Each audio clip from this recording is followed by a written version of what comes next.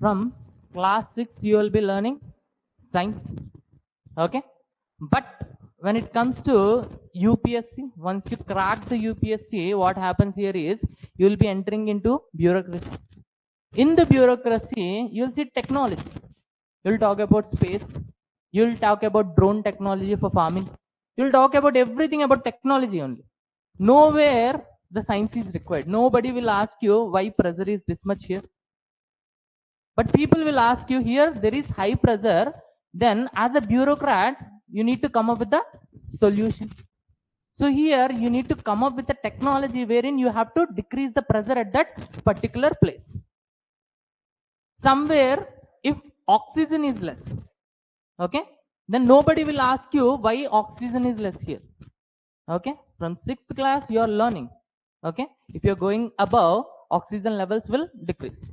But people will ask you, the people living over there will ask you, we need a technology wherein we want oxygen.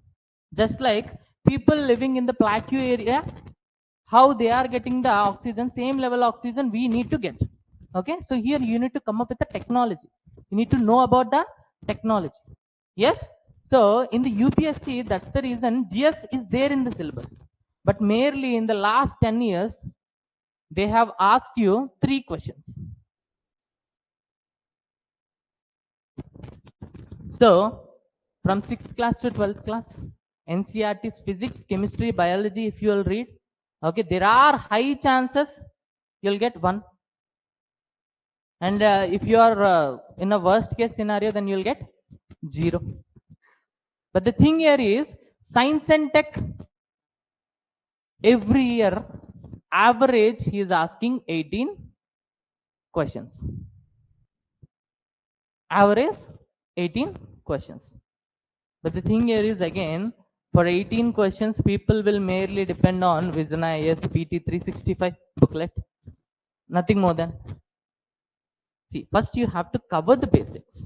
Along with the basics, before going into the examination, if you can cover that PT 365, that will give you a better result.